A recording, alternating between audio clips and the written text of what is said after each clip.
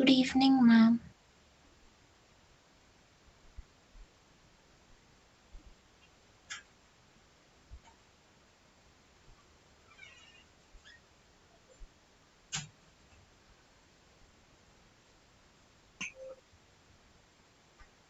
Good evening, ma'am. Good evening, बच्चों. How are you guys? Population change refers to change in the number of people during a specific time. Population change refers to change in the number of people during a specific time.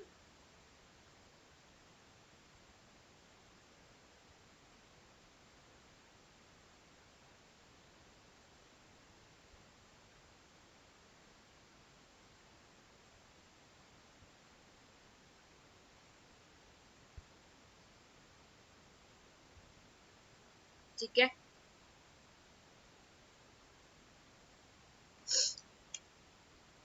Okay. तो population change का मतलब होता है कितने number में कितना change आया, यानी कितने ज्यादा लोग बढ़ गए हैं या कितने ज्यादा लोग घट गए हैं. ठीक है. एक स्पेसिफिक टाइम पीरियड में, यानी एक साल में कितने ज्यादा लोग बढ़ गए किसी कंट्री में या कितने ज्यादा लोग किसी कंट्री के कम हो गए. अगर पहले जमाने की बात करें तो बहुत लंबे टाइम तक, लगभग 1800s तक, अभी तो हम 2022 में चल रहे हैं, लेकिन लगभग 1800s तक जो पूरी दुनिया की पॉपुलेशन है वो बढ़ तो रही थी, लेकिन बहुत स्लो स्लो बढ़ रही थी. कोई बता सकता है क्यों?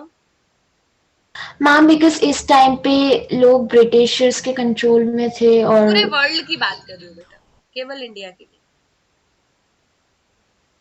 मैम क्योंकि हेल्थ केयर फैसिलिटीज इतनी अच्छी नहीं होंगी. Very good. बस इतना ही सच आंसर है. ऐसा नहीं है कि बच्चे पैदा नहीं होते थे, large number of babies were born.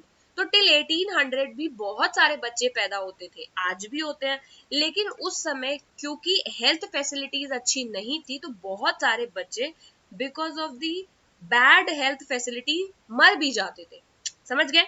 तो अल्टीमेटली पॉपुलेशन में ज्यादा चेंज आता ही नहीं था. फॉर एग्जाम्पल 10 बच्चे पैदा हुए, उसमें 8-9 तो because of facility, bad health facility मर गए, एक ही बच्चे बचा. तो पूरे साल में कंट्रीज में थोड़ी बहुत पॉपुलेशन ही चेंज हो पाती थी, बढ़ पाती थी.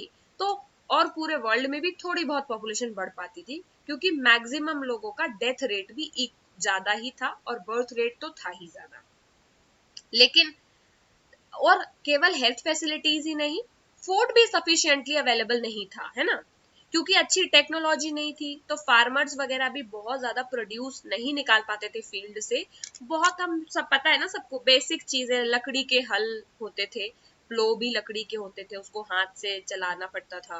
और बहुत खाने के लिए भी आजकल तो कितनी वैरायटी आ गई है. 1800 में क्या कोई इमेजिन कर सकता था कोल्ड ड्रिंक पीना, pizza burger? Nobody could ना. तो खाने के भी बहुत सारे ऑप्शंस कम थे. और इसी वजह से because of less health, less food facilities and less technologies, लोग उतने ज्यादा डेवलप्ड नहीं थे.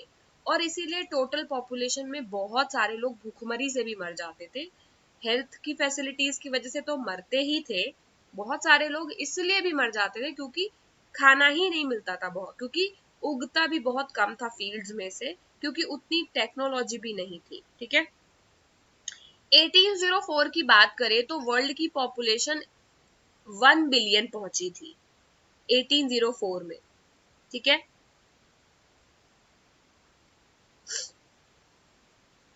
अभी वर्ल्ड की पॉपुलेशन कितनी है? मैम अनकाउंटेबल क्योंकि चेंज होती रहती है हर एक ऑलमोस्ट घंटे में. 9 बिलियन पहुंच गए हम. तो 1804 तक, यानी 1804 तक कितने सालों से चल रही ह्यूमन सिविलाइजेशन? बीसी के भी पीछे से चल रही है, बुद्धा के टाइम, लॉर्ड रामा के टाइम से चल रही है. तब से लेकर के 1804 तक हम केवल 1 ही बिलियन हो पाए, ओनली 1 बिलियन. लेकिन पिछले 200 ईयर्स में हम 9 बिलियन हो गए. समझ रहे हो? तो कितने जल्दी, कितना ज्यादा बढ़ गए हम, 9 गुना बढ़ गए हैं. 5,000 10,000 सालों की सिविलाइजेशन है ह्यूमन सिविलाइजेशन. 10,000 ईयर्स में हम 1 बिलियन तक आ पाए, लेकिन 200 सालों में ही 1 बिलियन हो गया 9 बिलियन. तो ये सब किस लिए हो गया? Because of technology and enhanced medical facilities, वरना अगले और 10,000 साल लग जाते हमको 2 बिलियन पहुंचने में। यस लेकिन मैम, टेक्नोलॉजी और गुड हेल्थ फैसिलिटीज से। लेकिन वो 10,000 सालों वाला काम हमने 200 साल में ही कर दिया और उससे 9 गुना काम कर दिया। तो टेक्निकली 90,000 ईयर्स का काम 200 साल में कर दिया। तो कितना ज्यादा चेंज आ गया, because of what? Because of good medical facilities and technology.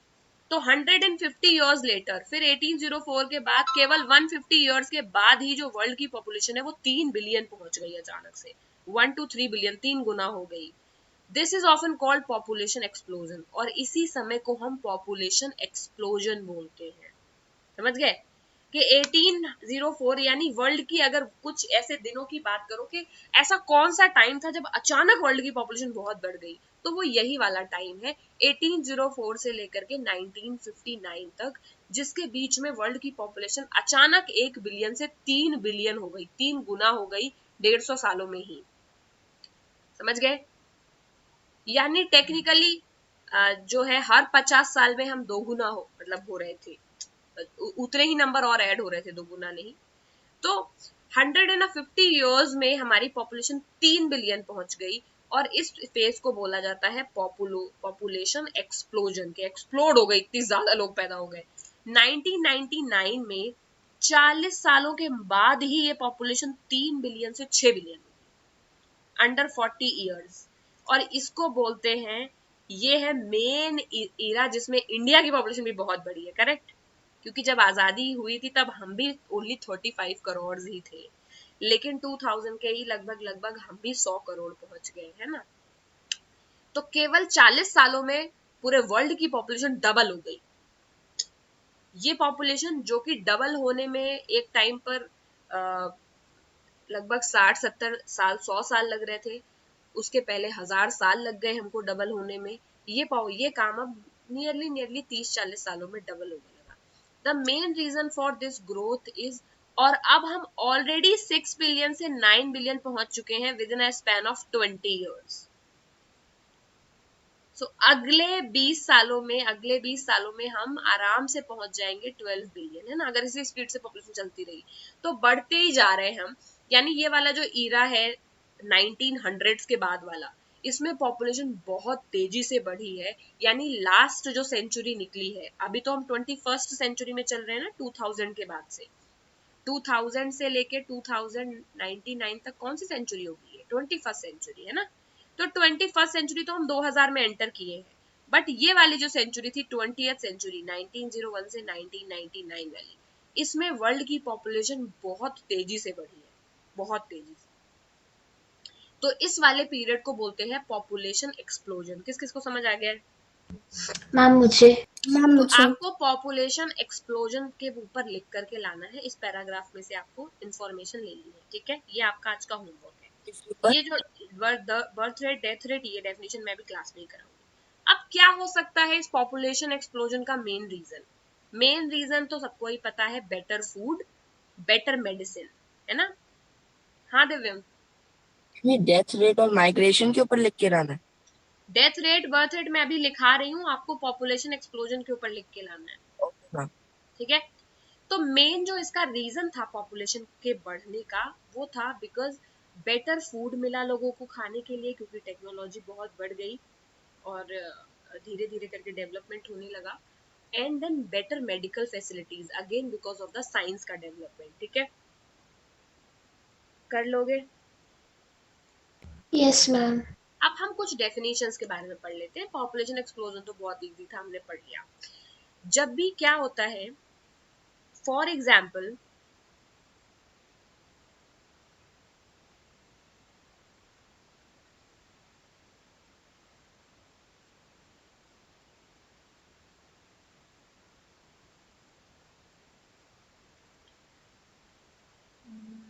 कैसे समझाऊं, पहले डेथ रेट पढ़ लेते हैं तो अच्छे समझ में आएगा।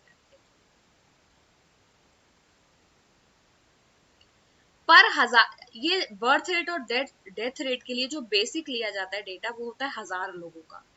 कितने लोगों का सैंपल लिया जाता है? 1000 लोगों का। यानी पूरी कंट्री की सारी पॉपुलेशन को 1000 1000 के ग्रुप में डिवाइड कर दो, ठीक है। तो 100 करोड़ वाली अगर पॉपुलेशन है तो एक करोड़ में होते हैं 7 जीरो, है ना। 10 करोड़ में होंगे 8 जीरो, 100 करोड़ में होंगे 9 जीरो।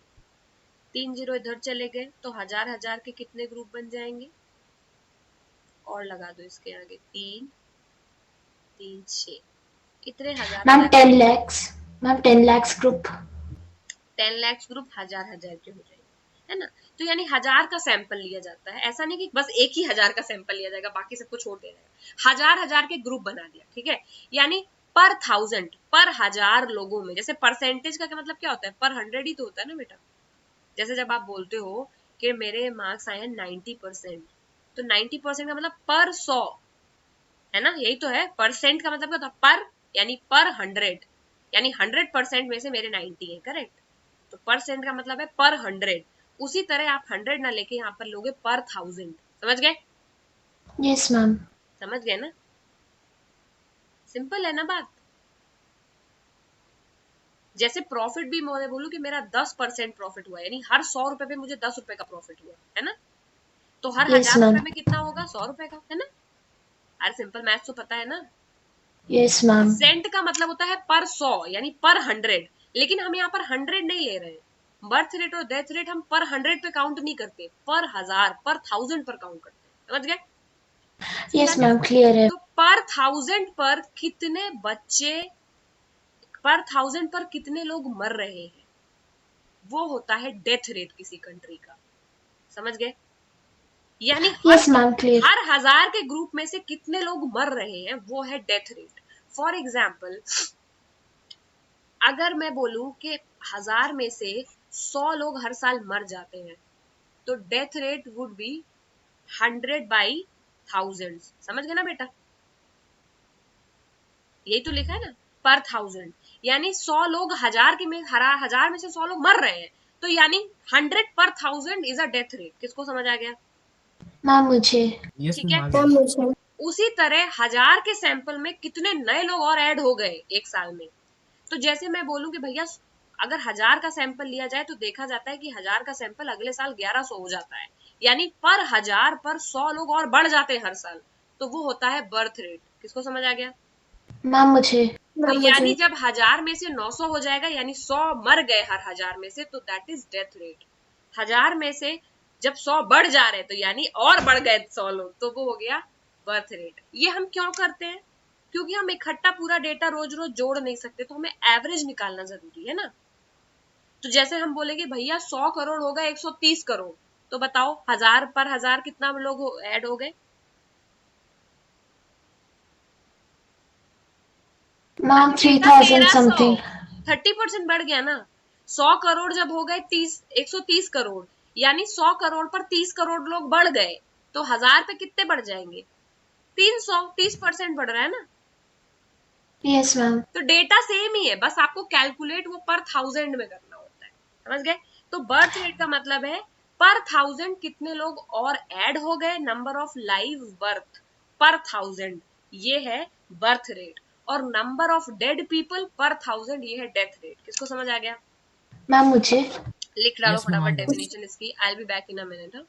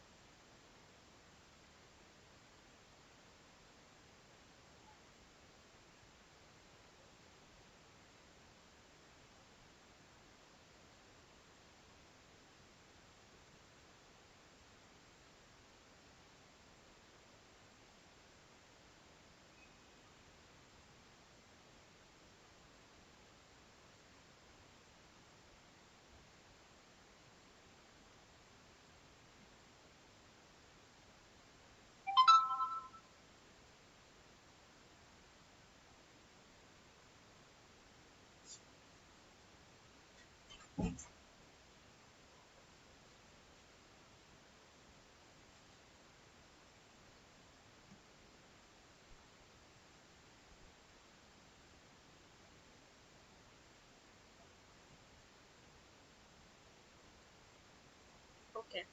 समझ आ गया बच्चों? Yes ma'am. तो सिंपल सा कॉन्सेप्ट है, हमें 1000 लोगों में चूज करना है, तो number of live birth, live मतलब जिंदा, जितने लोग पैदा होके जिंदा है, ऐसा नहीं कि निपट गए, वो तो डेथ में काउंट हो जाएगा ना फिर, तो लाइव होने चाहिए। तो जितने लोग पैदा होके पर 1000 जिंदा है, वो है बर्थ रेट, यानी नंबर ऑफ लाइव बर्थ पर 1000 पीपल। और नंबर ऑफ डेड पीपल, क्योंकि अगर एक बच्चा पैदा हुआ और पैदा होके मर गया तो वो किस में काउंट होगा? बर्थ रेट में काउंट होगा कि डेथ रेट में काउंट होगा उसका number? Ma'am death rate of death course. Rate में, क्योंकि वो 1000 में से कम हुआ है ना, तो नंबर ऑफ डेथ पर 1000 इज अ डेथ रेट। ठीक है, सिंपल है, कर लोगे? मैम अगर इसका डेटा निकालना हो तो फिर मैम पूरी कंट्री का कैसे, मतलब कैसे पता लगेगा कितने बच्चे मर गए कितने नहीं? एवरेजिंग किया गया बेटा, डेथ रेट और बर्थ रेट का ये डेफिनेशन है। हम पूरे कंट्री का सेंसस लेते हैं, ठीक है, तो हमने सैंपल सोचा कि 100 लोगों का सैंपल बहुत छोटा होता है, कर तो हम पर 100 भी कर सकते हैं ना, तो आप सेंट क्यों निकालते हो? अच्छा बताओ, जब आप कहते हो कि यार मुझे 1000 रुपए का सामान था लेकिन मुझे 1500 रुपए में मैं बेच पाया, तो आपने प्रॉफिट 500 कमाया, है ना? तो 500 आपने रुपए में कमाया, लेकिन तब भी आप इसे परसेंटेज में काउंट करते हो कि मैंने पर 100 में कितना कमाया। लेकिन हमारे लिए वो इतना नॉर्मल है परसेंट निकालना कि हम कभी ध्यान नहीं देते कि परसेंट का मतलब तो पर 100 रुपए हुआ। तो 1000 रुपए को आपने, 1000 रुपए के सामान को जब 1500 में बेचा तो आपने 500 का प्रॉफिट कमाया। लेकिन क्वेश्चन हमेशा मैथ में क्या पूछा जाता है कि कितने परसेंट प्रॉफिट कमाया, यानी पर 100 पे कितना प्रॉफिट कमाया। तो पर 100 पे कितना कमाया बताओ?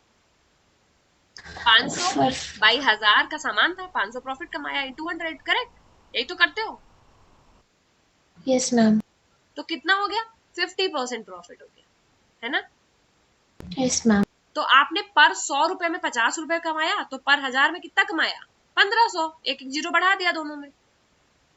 तो ये कुछ उसी तरह का कैलकुलेशन है कि पूरी कंट्री में जब 100 करोड़ की पॉपुलेशन, हमने एक दिन 2010 में पूरी पॉपुलेशन को गिना तो हो गई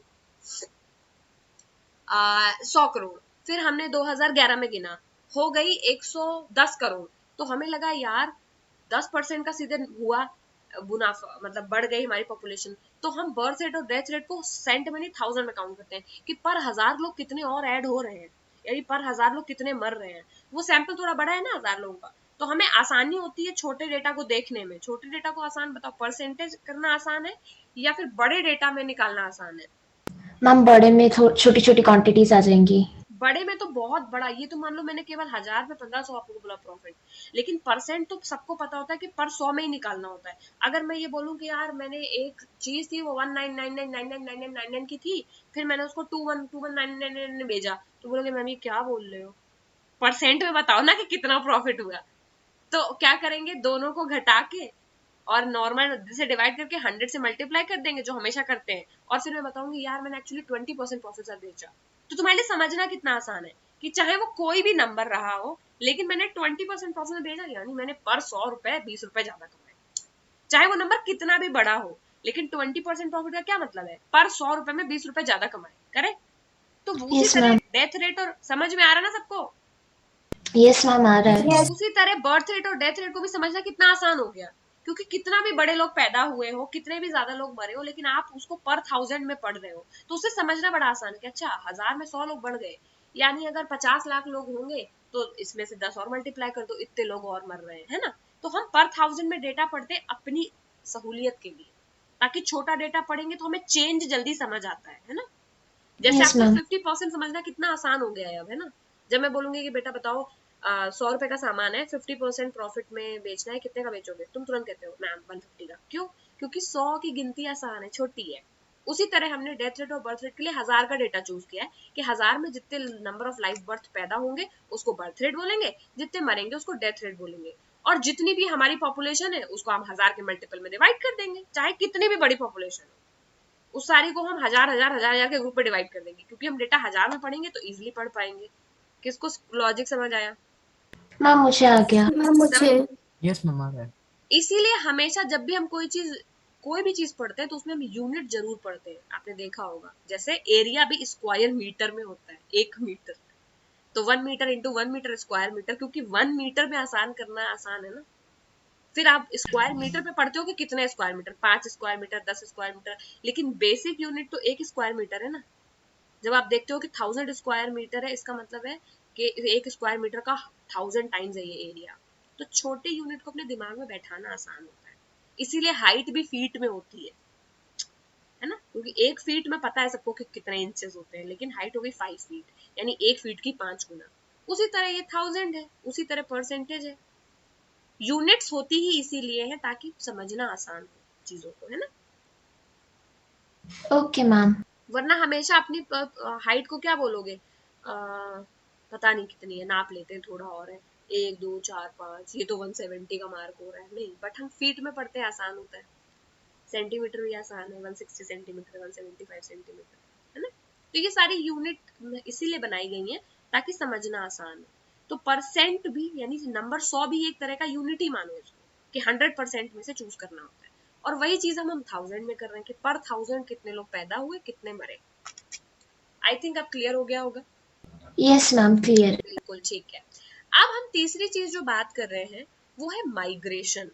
ठीक है, माइग्रेशन का ऐसा कोई डेफिनेशन नहीं है, बट तुम ये समझ लो कि माइग्रेशन का मतलब ये होता है कि यहाँ पर इतने सारे लोग यहाँ रह रहे थे, ठीक है, ma'am moving out from the country. और ये सारे मान लो यहाँ पर 1000 लोग रह रहे थे, ठीक है, बहुत इंपॉर्टेंट चीज बता रही हूँ, 1000 लोग रह रहे थे। अब अगली बार देखा गया, इस एक महीने के बाद, 1 साल के बाद हम इस गांव में गए, तो देखा इस गांव में अब केवल 500 लोग ही बचे हैं। 500 लोग कम हो गए हैं, लेकिन ना तो ये 500 लोग, ये डेथ रेट बर्थ रेट हम नहीं काउंट कर रहे कि मरे हैं कि पैदा हुए हैं, ये 500 लोग कहीं गए हैं। तो क्या हो गया है इस गांव से, माइग्रेशन मैम, उन्होंने एक प्लेस को अबैंडन करके न्यू प्लेस। करेक्ट, तो ये माइग्रेशन हो गया है। यानी माइग्रेशन का मतलब है मूवमेंट, पैदा और मरना नहीं है। माइग्रेशन का मतलब है चले जाना। एक जगह से जब किसी दूसरी जगह इंसान बाहर चला जाता है तो उसे माइग्रेशन कहते हैं, ठीक है। एक और यस चीज मैम। समझ लो, मान लो 1 महीने बाद तुम इस गांव में गए और अब यहाँ पर 1500 लोग रह रहे हैं, 500 लोग बाहर से आ गए हैं यहाँ पर, तो क्या बोलेंगे, माइग्रेशन। इमिग्रेशन। समझ गए। Yes ma'am. तो इमिग्रेशन का मतलब है कि अंदर आ गए हैं, और माइग्रेशन का मतलब है चले गए हैं। समझ गए। तो यस कंट्री मैम। को इमिग्रेशन से डर लगता है, जब बाहर की कंट्री के लोग जबरदस्ती आ आके कंट्री में घुस घुस के रहते हैं तो उन्हें हम इलीगल माइग्रेंट कहते हैं, कि ये माइग्रेंट बाहर से आ गए हैं। समझ गए। तो इमिग्रेशन और माइग्रेशन समझ आ गया। यस मैम क्लियर है। ठीक है, अब ये अगर ये सब समझ आ गया है तो जरा मुझे ये 3 जो लिखे हुए हैं, इसका ये जो बने हुए तराजू, इनका मतलब बताओ, क्या समझ आ रहा है यहाँ पे क्या लिखा हुआ है, यस मैम। क्या लिखा है। मैम, मैम फर्स्ट वाले फिगर में बर्थ रेट बता रखी कि मैम बर्थ रेट ज्यादा है और डेथ रेट कम है। मैम इन सेकंड फिगर तो बर्थ और रिजल्ट क्या डेथ रेट। होगा, क्या पॉपुलेशन बढ़ेगी। यस मैम इंक्रीज होगी। क्यों आसान है, तुम कहोगे मैम बर्थ रेट ज्यादा है यानी पर 1000 लोग बढ़ ज्यादा रहे हैं, और डेथ रेट कम है यानी पर 1000 मर कम लोग रहे हैं। तो मैम और पॉपुलेशन सेकंड तो पिक्चर में 1000 हम ही दोनों थी। बैलेंस्ड है। अरे सुन तो लो, पॉपुलेशन 1000 ही थी, बट बर्थ रेट पर 1000 100 है, यानी ये बढ़ गए इतना, है ना, 1100 हो गए। और डेथ रेट पर 1000 50 है, यानी बर्थ रेट के 100 और मरने वाले 50, यानी 50 तो बढ़ ही गए, है ना। पैदा हुए 100, डेथ रेट 50 लेकिन मरे 50, यानी 1000 लोगों के गांव में बर्थ रेट 100 है, डेथ रेट 50 है। ये तो बोला है ना कि बर्थ रेट ज्यादा है यानी बर्थ रेट को मान लेते हैं 100, डेथ रेट कम है यानी डेथ रेट को मान लेते 50। 1000 लोग का गांव है, बर्थ रेट ज्यादा है यानी 100 लोग बढ़ गए, डेथ रेट 50 है यानी 50 लोग मर गए। तो अल्टीमेटली क्या हुआ, 50 तो बढ़ ही गए ना, यस मैम। क्योंकि 1000 में 50 मरे तो हो गया 950, लेकिन 100 पैदा भी हो गए तो टोटल हो गया 1050। किसको समझ आ रहा है। मैम मैम मेरे को। मुझे। अब 100 लोग पैदा हुए और 100 लोग मर गए तो पॉपुलेशन तो 1000 की 1000 ही मैम रही, यानी ma'am in second they both are balanced. तो इसीलिए बोला पॉपुलेशन स्टेडी। स्टेडी का मतलब है जब पॉपुलेशन में कोई चेंज नहीं हो रहा, बड़ी एज इट इज ही है, यानी जितने लोग पैदा हो रहे हैं उतने ही मर रहे हैं। और पॉपुलेशन डिक्रीज कब होगी, जब मरने वाले ज्यादा होंगे एंड बर्थ रेट कम होगी। करेक्ट, जैसे 1000 का गांव था, डेथ रेट है 100 और बर्थ रेट है 50, यानी 100 लोग मर गए तो 900 हो गए, और बर्थ रेट है 50 यानी 1000 में 50 लोग और ऐड हो गए तो हो गया 950। लेकिन पॉपुलेशन तो पहले 1000 थी और अब बच गई एक साल बाद 950, यानी पॉपुलेशन कम हो गई। समझ आ गया? यस मैम, बिल्कुल क्लियर है। इसीलिए मैंने बर्थ रेट और डेथ रेट 1000 में पढ़ाया है, क्योंकि ये आसान है समझना और ये 1000 में इसीलिए होता भी है। ठीक है, अब बात करते हैं migration is another way by which population size changes. People may move within a country और between the country. Immigrants are the people who leave a country. Immigrants are those who arrive in a country. ठीक है, ये दो yes. Term है बेटा। Immigrant का मतलब है, अब देखो, अब कंट्री छोड़ने की बात करते हैं। अभी मैंने इमिग्रेशन पढ़ाया था ना, अब इमिग्रेंट्स का नाम भी सुनो। जब कोई इंसान एक एक जगह को छोड़ के दूसरी जगह जाता है, तो अगर उस जगह से जा रहा है तो बोलेंगे इस जगह से माइग्रेशन हो गया है। ठीक है, वो मैंने अभी भी बताया है। ठीक है, इमिग्रेंट टर्म यूज होता है जब लोग अपनी कंट्री छोड़कर जाते हैं। ठीक है, फॉर एग्जाम्पल इंडिया के बहुत सारे लोग छोड़ करके यूएस में सेटल होने की कोशिश कर रहे हैं, तो हम उन्हें क्या बोलेंगे? इमिग्रेंट्स। क्या बोलेंगे? Ma'am immigrants. लेकिन अगर बहुत सारे लोग किसी और कंट्री से इंडिया आ रहे हैं सेटल होने के लिए, तो उनको आई वाला इमिग्रेंट बोलेंगे। समझ गए? यानी यस। जब मैम लोग कंट्री में emigrants who आते leave the हैं, country, immigrants who enter in the country. Correct, तो जब लोग कंट्री के बाहर जाते हैं तो उनको इमिग्रेंट बोलते हैं, यानी इंडिया से एमिग्रेंट जाते हैं और इमिग्रेंट आते हैं। ठीक है, और इमिग्रेंट वो लोग हैं जो कंट्री में रहने आते हैं। ठीक है, यस मैम। ओके। सूडान एक ऐसी कंट्री है अफ्रीका में जिसने बहुत सारा पॉपुलेशन खोया है। क्यों? क्योंकि वहां से बहुत सारे लोग इमिग्रेशन करके बाहर चले गए, out migration.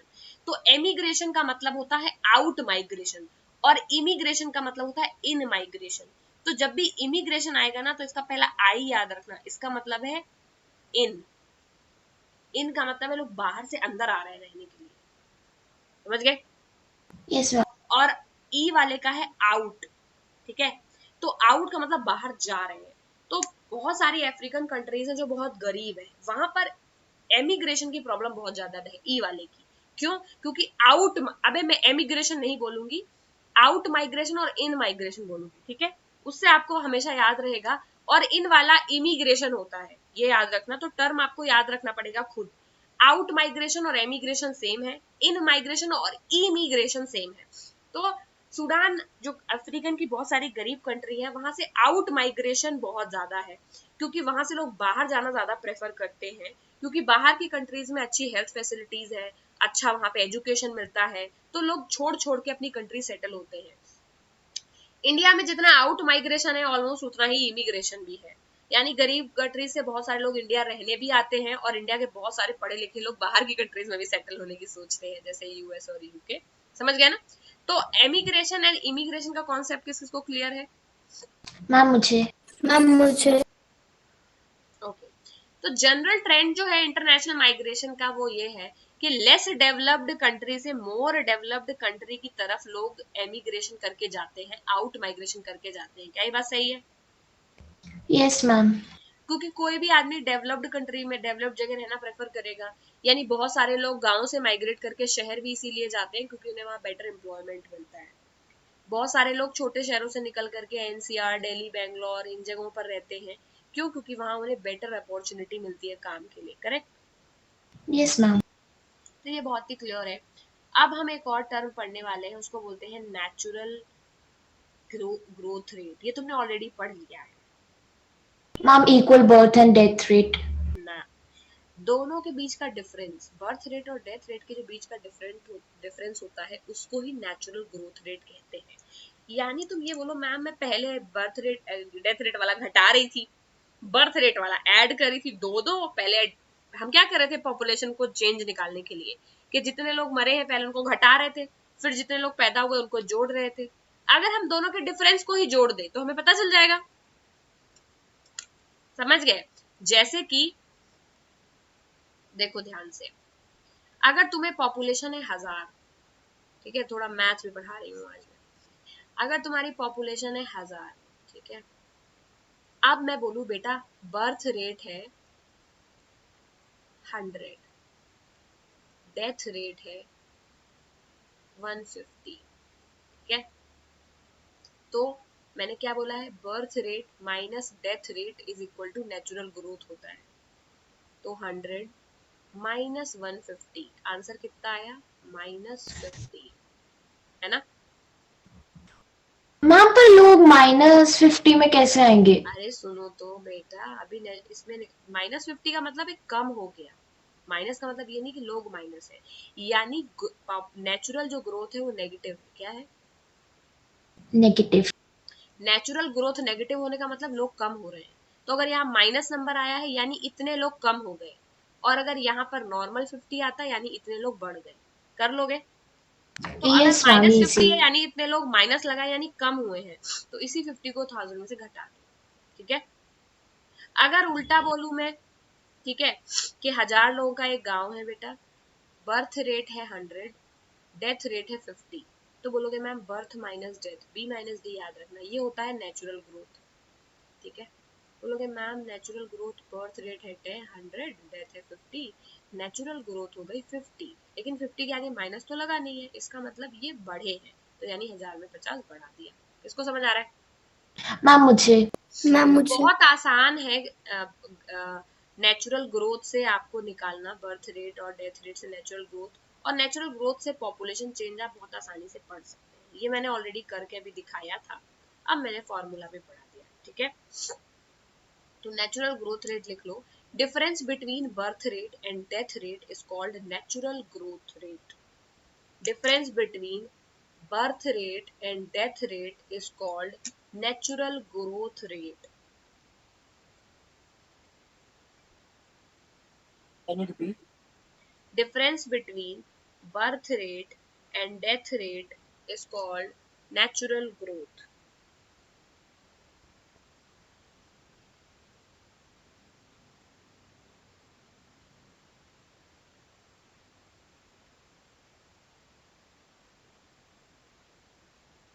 Yes ma'am, done. ठीक है, उसके अलावा इन दोनों के बारे में भी लिख लो। Emigrants are the people who leave a country, immigrants are those who arrive in a country, ये भी लिख लो।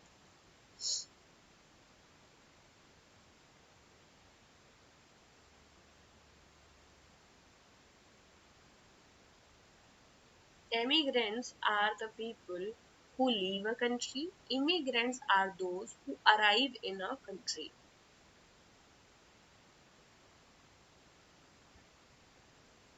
बर्थ रेट वाला मैम बुक में किधर है? बर्थ रेट वाला इधर लिखा हुआ है इसी के जस्ट ऊपर। Difference between birth rate and death rate of a country is called natural growth rate.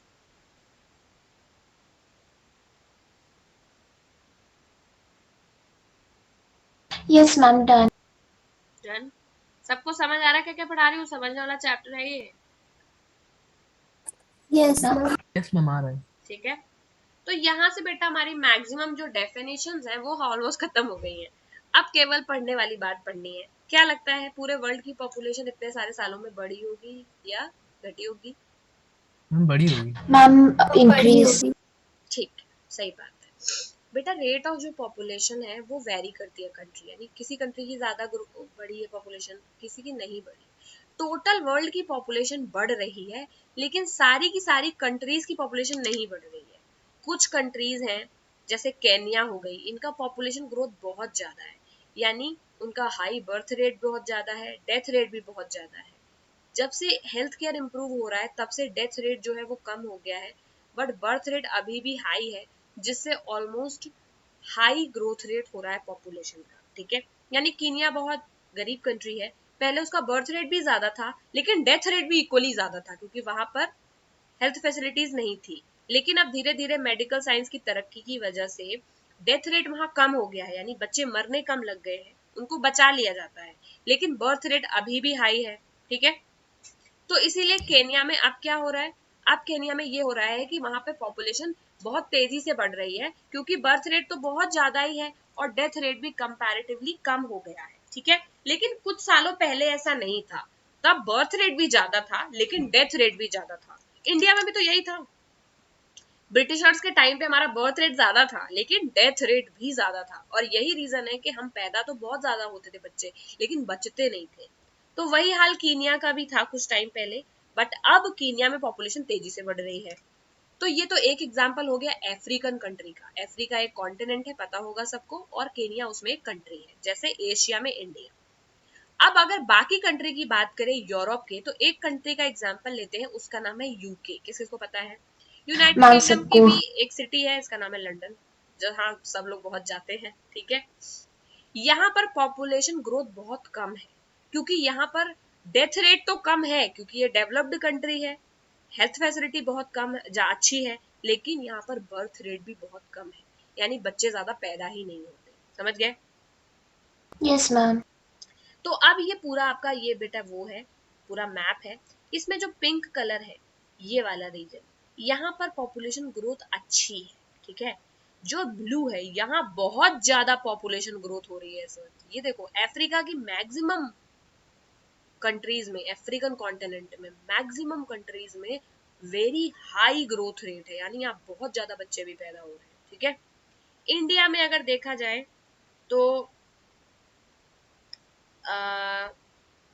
लो के केस में रखते हैं अभी भैया, मॉडरेट है। इंडिया मॉडरेट में आएगा, ये लाइट ब्लू है। चाइना लाइट पिंक है। मैम लेकिन मॉडरेट में कैसे आ रहा है? इंडिया तो सेकंड लार्जेस्ट पॉपुलेशन होल्ड करती है। बेटा बट अभी हमारा रेट ज्यादा नहीं है, हमें जितना बढ़ना था हम बढ़ गए। हम यस। हम बढ़े हैं सबसे ज्यादा 1947 से 2000, बहुत बच्चे तब पैदा हुए, 35 करोड़ से 100 करोड़ हो गए थे। ठीक है, बट अभी इस वक्त जो सिचुएशन है, तो बहुत सारे इंडिया में स्कीम्स हैं, बहुत सारे पेरेंट्स भी और लोग भी अब अवेयर हैं, तो उतने बच्चे अब पैदा, रेट उतना ज्यादा नहीं है जितना 90s में था। अब मैक्सिमम कंट्रीज में रेट सबसे ज्यादा कहाँ ज्यादा है? अफ्रीका में। इनफैक्ट चाइना को भी अगर तुम देखो ना, तो चाइना भी बहुत लाइट पिंक पे है, यानी वो भी एक मॉडरेट में है। समझ गए? यानी यस। ये जो पिंक हाई वाले सारे कहाँ है? ये पिंक वाला हाई है, ये येलो वाला तो, ये ब्लू वाला तो वेरी हाई है। यानी हाई और वेरी हाई अगर देखो तो ये अफ्रीका में ही मिलेगा मोस्टली, या फिर ये पाकिस्तान और ये अफगानिस्तान। दिख रहा है ना, यहाँ भी काफी हाई है। ये इंडिया में देखोगे तो ये म्यांमार है, चाइना, ये वियतनाम, कंबोडिया, इंडोनेशिया है ना, ये सब में भी हाई है। लेकिन अगर चाइना और इंडिया की बात की जाए तो ये मॉडरेट में आते हैं अभी भी, दोनों ही। यानी अभी इनका बहुत ज्यादा पॉपुलेशन नहीं बढ़ रही है, पहले बढ़ रही थी बहुत ज्यादा। हाँ खुशी? मैम बेसिकली जो वेरी हाई है उनमें बढ़ रही है, लेकिन मैम जो जैसे इंडिया और चाइना है वहाँ पे मैम पॉपुलेशन ज्यादा तो है लेकिन बढ़ नहीं रही अभी के लिए। करेक्ट, वही बात कह रही हूँ। मॉडरेट का मतलब है ये ग्रोथ दिखा रहा है, ऐसा थोड़ी ना ये कह रहा है कि बहुत ज्यादा पॉपुलेशन है, वो ये है किस स्पीड से बढ़ रही है। तो अगर हमारी स्पीड अफ्रीका के वेरी हाई जितनी होती तो हम कितने 200 करोड़ हो जाते अगले और 15 सालों में, 20 सालों में। बट हम नहीं हो पाएंगे, क्यों? क्योंकि हमारी पॉपुलेशन तो बहुत ज्यादा है, चाइना की भी और इंडिया की भी, लेकिन अब हमारी रेट कम हो गई है, यानी पर 1000 हमारे यहाँ कम बच्चे अब पैदा हो रहे हैं। लोग शायद अवेयर हो गए हैं, ज्यादा बच्चे वो अब कर नहीं रहे। समझ गए? उसी तरह चाइना में भी वन चाइल्ड पॉलिसी आई है कुछ टाइम पहले, वहां पे भी लोग अब ज्यादा बच्चे नहीं कर रहे हैं, क्योंकि हमारी पॉपुलेशन रेट ऑलरेडी बहुत ज्यादा है पॉपुलेशन, तो लोग ज्यादा बच्चे अब नहीं कर रहे हैं। किस किस को समझ आ गया? मैम मुझे। मैम मुझे ओके, अब है पॉपुलेशन कॉम्पोजिशन। ठीक है, इसमें हम स्टोरीज पढ़ते हैं। पॉपुलेशन कॉम्पोजिशन का बेटा सीधा मतलब ये होता है, अच्छा बताओ पॉपुलेशन में कौन कौन लोग होते हैं? मैम पॉपुलेशन में मैम एनीथिंग जो भी लिविंग है like except for plants and all. नहीं, यहाँ पर केवल ह्यूमंस की बात चल रही है, ह्यूमन रिसोर्सेज। हाँ, मैम हर टाइप के ह्यूमंस जैसी भी उनकी चलो अच्छा, आप कास्ट जेंडर। पैराग्राफ पढ़ो खुशी, पॉपुलेशन कॉम्पोजिशन का। How crowded a country is has little to do with its levels of economic development. For example, both Bangladesh and Japan are very densely populated, but Japan is far more economically developed than Bangladesh. To understand the role of people as a resource, we need to know more about their qualities. People vary greatly in age, sex, literacy level, health condition, occupation and economic level. It is essential to understand these characteristics of the people. Population composition refers to the structure of population. रुको The रुको, क्या समझ आया इससे? Ma'am people कैसे very करते हैं, उनके जेंडर, उनके लाइक कितने वो लिटरेट हैं एंड वो किस टाइप का जॉब कर रहे हैं, उनकी हेल्थ कंडीशंस पे। ठीक है, किसी भी चीज को जितने भी बच्चे सुन रहे हैं, तो बहुत कम सुन रहे हैं, लेकिन लड़कियां बहुत अच्छी हैं भैया इस क्लास में। जितने सुन रहे हो चीजों मैम को मैं ना, भी सुन रहा हूँ। चीजों को मतलब साइंटिफिक तरीके से देखने की कोशिश किया करो, चाहे सब्जेक्ट कोई भी हो, समझ गए? चाहे साइंस पढ़ो चाहे मैथ्स पढ़ो, बट चीजों को बहुत एप्लीकेशन तरीके से देखा करो। ये मत देखा करो कि मैम रटने वाला मैथ्स को कैसे सब्जेक्ट है। साइंटिफिक तरीके से देखें? साइंटिफिक एक तरीका, इट्स एन अप्रोच जिसमें आप एकदम क्रिस्प एंड क्लियर चीज पकड़ते हैं कि क्या इसमें समझने वाली बात है। कहानी तो हर सब्जेक्ट में होती है, सोशल स्टडीज में थोड़ी ज्यादा कहानी होती है, ठीक है? मैम बस मैम हिस्ट्री बहुत अनोई करती है। सब ऐसा कुछ नहीं है, देयर इज नो गुड और बैड सब्जेक्ट्स, मैम ओनली नहीं, गुड मैम और जैसे बैड ही बोल रहा स्टूडेंट्स।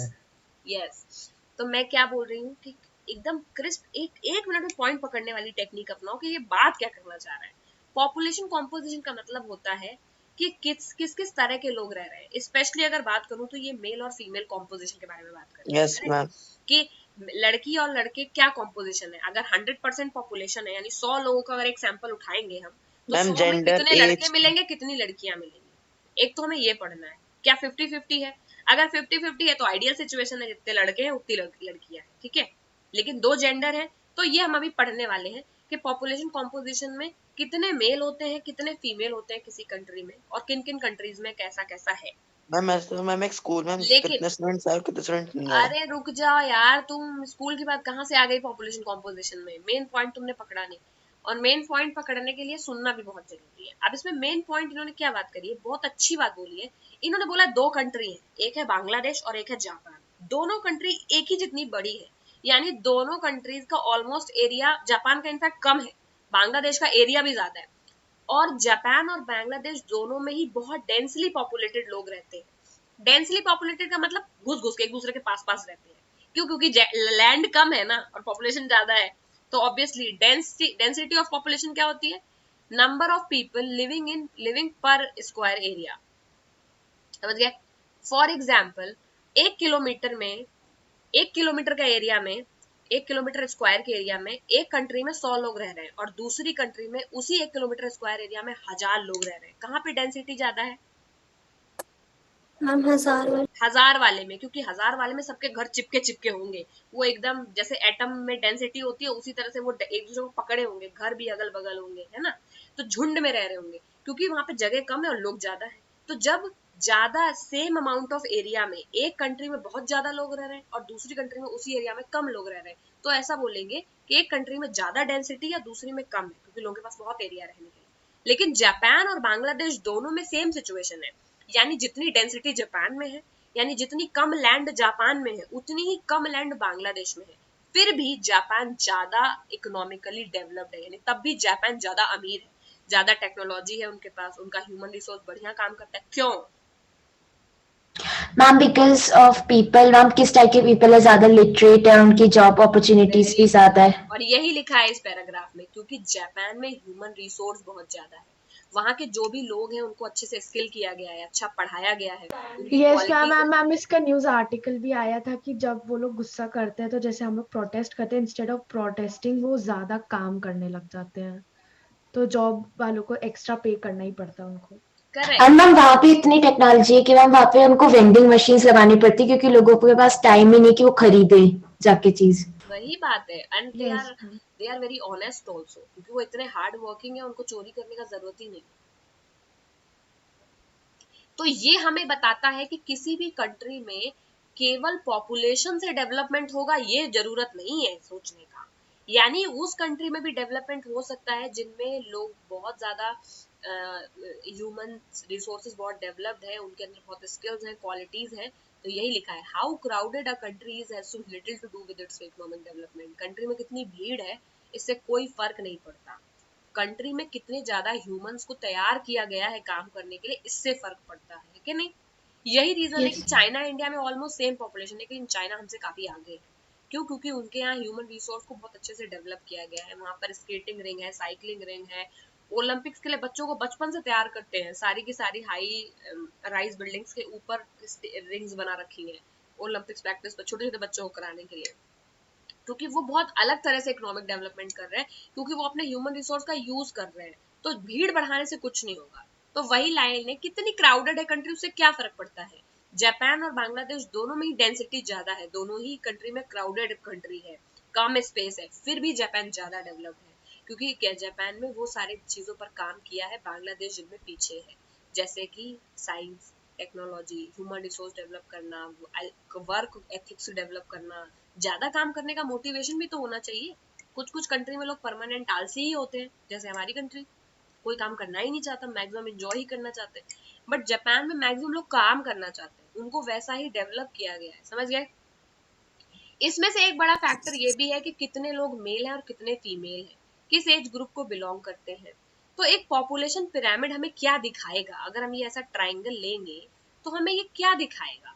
तो पॉपुलेशन पिरामिड हमें ये दिखाएगा, एक जो टोटल पॉपुलेशन डिवाइडेड होती है वो बहुत सारे एज ग्रुप में होती है कि नहीं। तो ये देखो एज ग्रुप है, ये 0 से 4, 5 से 9, 10 से 14, 15 से 19, किसको दिख रहा है एज ग्रुप, मैम मुझे ठीक है। तो एक पॉपुलेशन पिरामिड पे में तो पहली बार ढेर सारे एज ग्रुप होंगे, हर एज ग्रुप के कितने लोग हैं वो भी दिखाएगा। तो ये देखो, अच्छा ये बताओ ये पॉपुलेशन पिरामिड हमें क्या बता रहा है।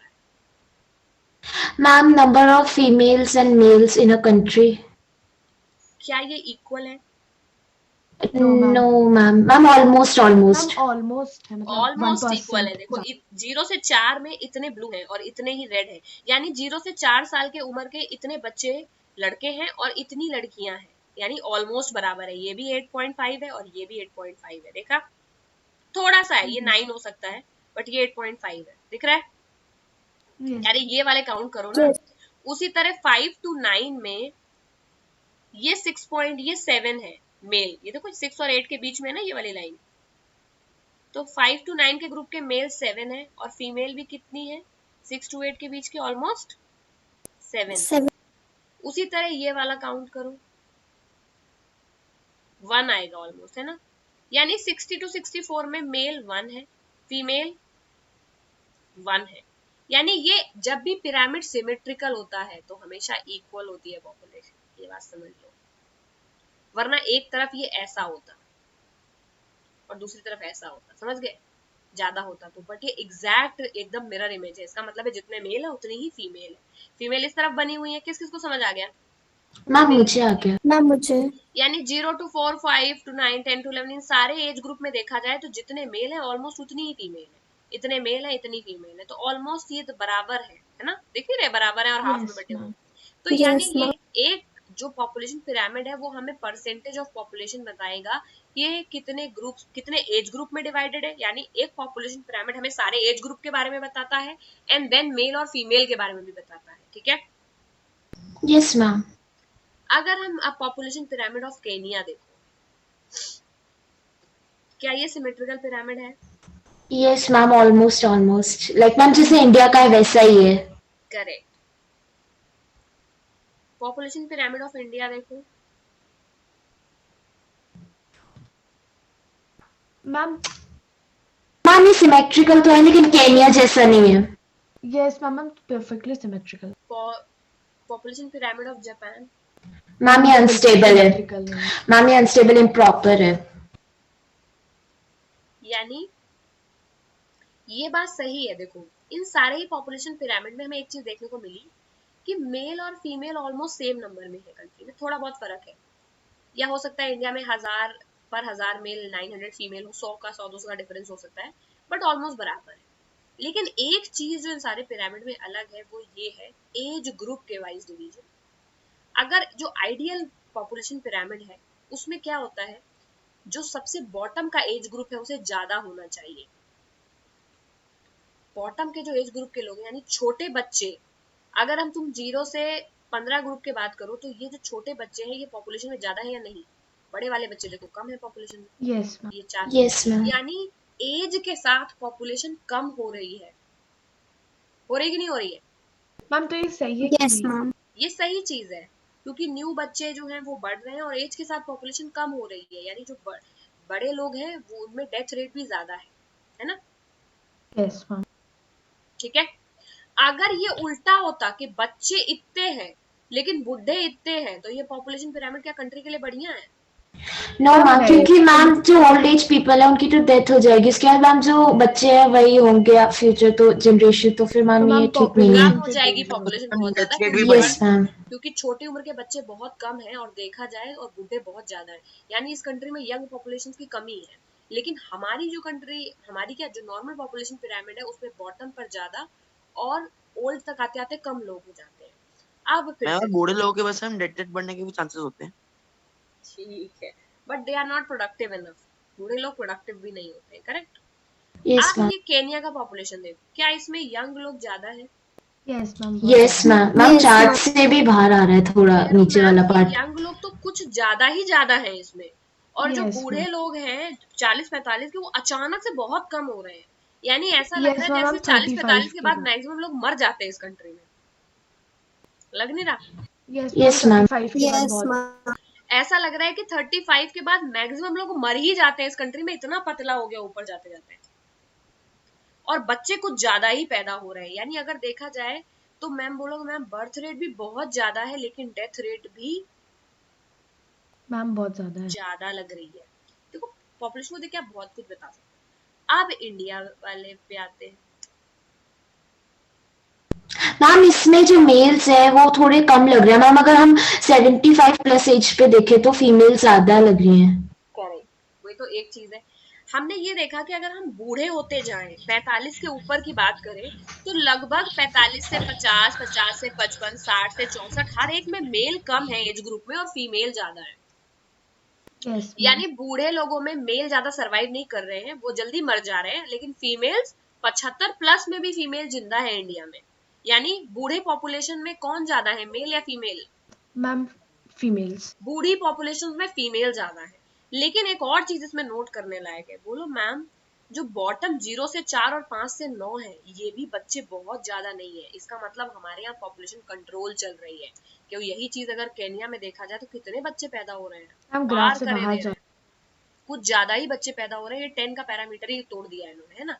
बट इंडिया में अगर देखो तो हमने पॉपुलेशन पे कंट्रोल किया है। 0 से 4 वाले लोग कम है और 4 to 9 वाले उससे थोड़े से ज्यादा है ना।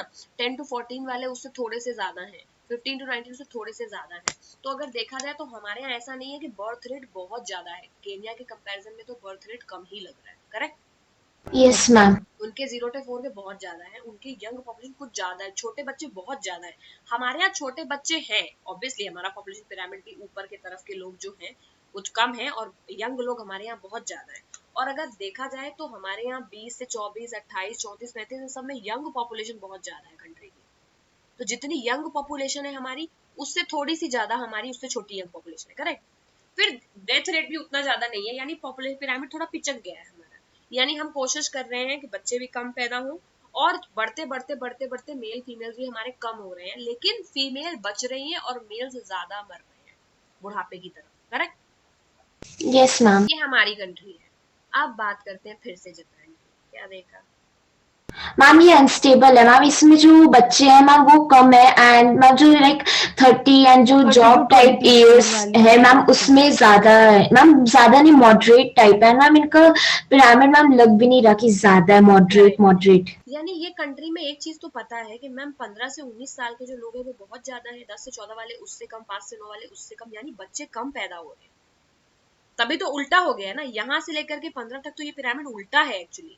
यानी बर्थ रेट बहुत ज्यादा है और डेथ रेट बहुत कम है ना। फिर ये पॉपुलेशन यहाँ से यहाँ तक पिरामिड सीधा है, फिर ये पिरामिड यहाँ से यहाँ तक उल्टा है, दिख रहा है।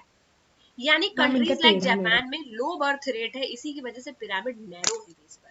तो जब बेटा पिरामिड चौड़ा होगा नीचे तो क्या लगेगा, बर्थ रेट ज्यादा होगा या बहुत ज्यादा कम? हो गया। ज्यादा होगी मैम। इतना ही समझाना था। तो अगर ऑप्शन में आता है कि अगर पिरामिड बर्थ रेट नीचे की तरफ, कुल मिलाकर अगर पिरामिड ट्रायंगल के जैसा है, बर्थ उसका बेस चौड़ा है, यानी बर्थ रेट उस कंट्री में ज्यादा है। अगर पिरामिड उल्टे टाइप का दिख रहा है, यानी ये वाली चीज छोटी है इस वाले से, जैसे जापान में है, यानी कि लो बर्थ रेट है उस कंट्री में, ठीक है। Yes ma'am. Ma'am I at the think same हमारी टाइम ये भी पता चल रहा है कि डेथ रेट भी बहुत कम है, 30 से 35, 40 से 45, इसमें ज्यादा लोग मर नहीं रहे हैं, बहुत लोग बच रहे हैं। यस मैम, हम यानी 85 तक और लोग। इंडिया बल्कि ऐसा था, यानी एज के साथ लोग कम होते जा रहे हैं, यानी मरते भी जा रहे हैं। बट जापान में कुछ ऐसा है, फिर ऐसा है, फिर ऐसा है, यानी बहुत सारे ओल्ड एज के लोग जिंदा है जापान में। करेक्ट। मैम जैसे इंडिया का जो पैरामिड था उसमें जो लास्ट नंबर था वो 75 प्लस था, लेकिन मैम जापान का 85 प्लस 85 है। प्लस है। करेक्ट। तो डिक्रीज डेथ रेट की वजह से जापान में लोग ओल्ड एज तक भी पहुंचे जा रहे हैं, 85 प्लस भी।